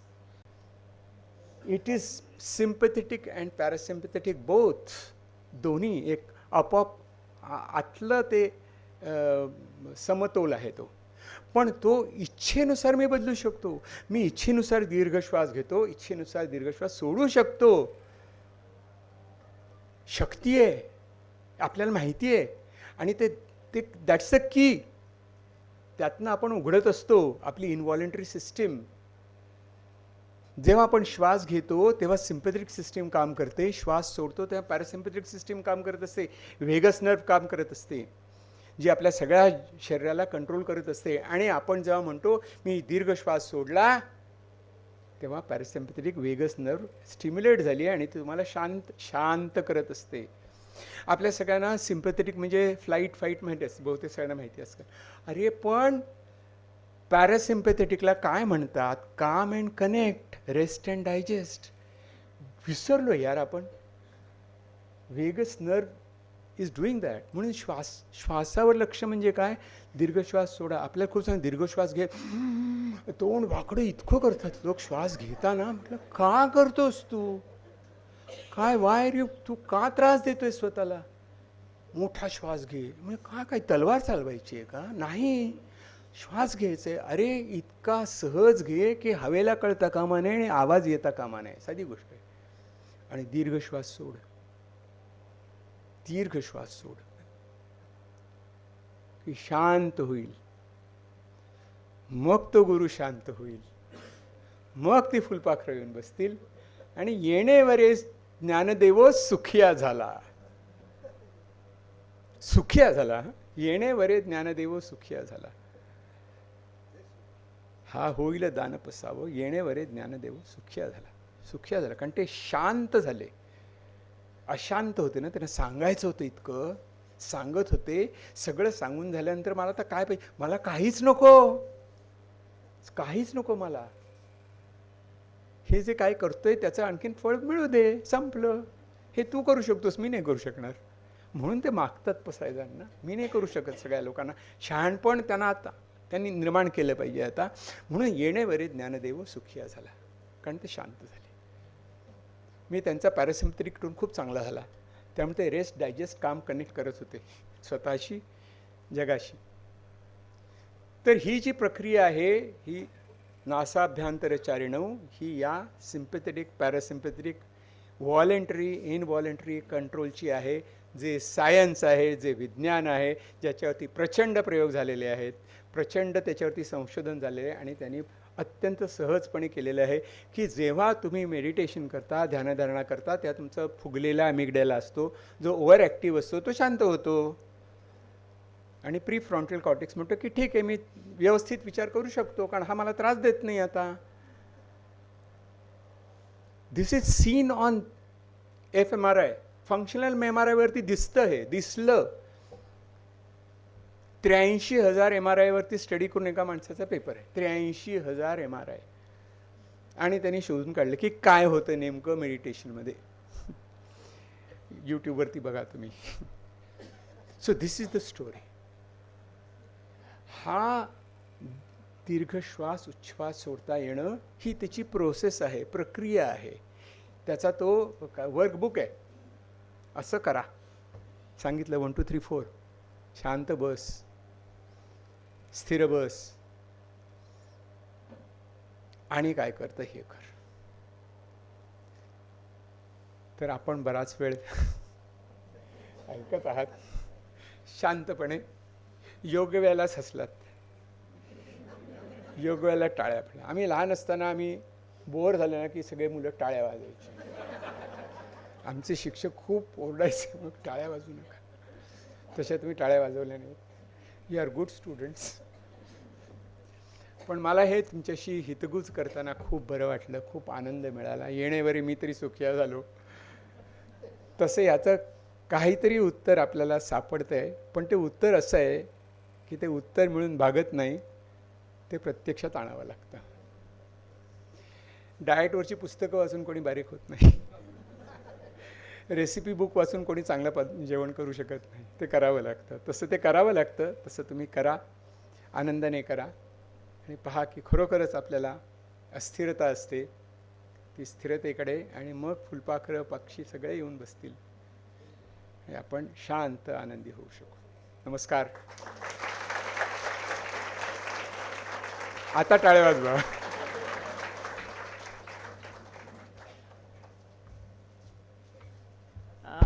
सर, आपण सुरुवातीला तुकारामांचा जो अभंग सांगितला तो मला पूर्ण आठवत नाही, पण मागील 1 तास आम्ही मूक झालो होतो.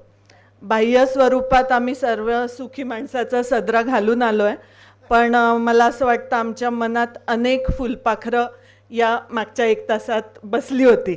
म्हणजे मी स्वतः फिजिओलॉजीत असून अमिगडाला, प्रीफ्रंटल कॉर्टेक्स आणि हिपोकॅम्पसचं इतकं सुंदर विवेचन कधी ऐकलं नाही. हा मनस्वी अनुभव आम्हाला दिल्याबद्दल सर मनपूर्वक धन्यवाद. अध्यात्म, विज्ञान आणि भावना या तिघांची सांगड घालून आपण सुखाची जी व्याख्या आम्हाला सांगितली त्याचा आम्हाला निश्चितच आयुष्यभर खूप फायदा होईल असं मला वाटतं. आपण आलात, मॅडमही आलात, आम्ही ऋणातच राहू इच्छितो. त्याबरोबर आज धुळ्यातील अनेक मान्यवर इथे आले आहेत. आमचे परिवाराचे ज्येष्ठ श्रेष्ठ आदर्श मिश्रा सर, धुळे IMAचे नाव जागतिक स्तरावर नेणारे गुरुतुल्य डॉक्टर रवी वानखेडकर सर, अनेक धुळ्यातील मान्यवर प्रतिष्ठित आणि सर्व आमचे परिचित आप्तेष्ट स्नेही इथे आले आहेत. आपले मनपूर्वक मी आभार मानते. त्यानंतर श्री तुषार भट, डॉक्टर तुषार भट, ज्यांच्याशिवाय हा कार्यक्रम शक्य नव्हता, त्यांचेही खूप खूप आभार. आज IMA हॉल आम्हाला उपलब्ध करून दिला, त्या विवेक भंडारींनी सर्वतोपरी मदत केली. श्री पापा मंसुरी यांनी पूर्ण फोटोग्राफी आणि याची व्यवस्था बघितली. श्री रवी केटरर खाली आहेत. या सर्वांचे आभार मानते. धन्यवाद.